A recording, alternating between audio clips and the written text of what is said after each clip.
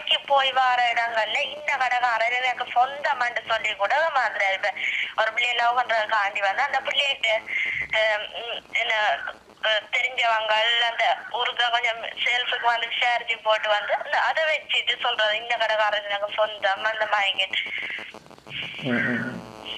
அப்போ இவ்வாறான நடவடிக்கை தடுப்பதற்கு நாங்கள் மனப்பூர்வமான பல விடயங்களை முன்னெடுத்து வருகின்றோம்.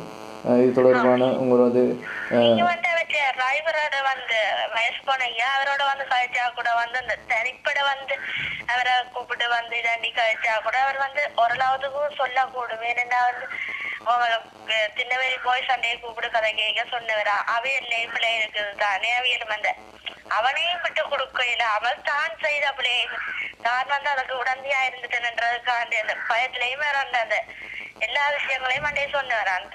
அவங்க உலகத்துல யாரும் செய்யாதையா செய்யறாங்க என்ன லவ் பண்றாங்க தானே கூட்டிட்டு திரிறாங்க தானே எல்லாரும் தானே அதை செய்யணும் மாய்க்கு வந்து அவர் வந்து அந்த ஒரு ஈஸியா வந்து அதை சொல்லிட்டு நின்றாரு. அப்ப அவர்கிட்ட பிடிச்சு கேட்டாங்க உங்கள்கிட்ட அப்படி என்ன அனுப்புவீங்களோட அந்த கட்டப்பாடு கட்ட வலிக்கிட்டு சொல்லிச்சுன்னா அப்படி வரட்டினீங்களா மேனேஜர் வந்து சொன்னார் உங்களோட பிரச்சனை வடியிட வச்சு கொள்ளுங்க இதுக்கு உள்ளுக்கு கொண்டாங்க அதோ இது ஒன்று ஏன் விட்டுட்டா.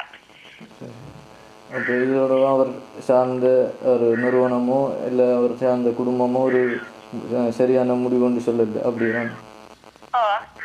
சரி, ஓகே, நன்றியா. ஓகே.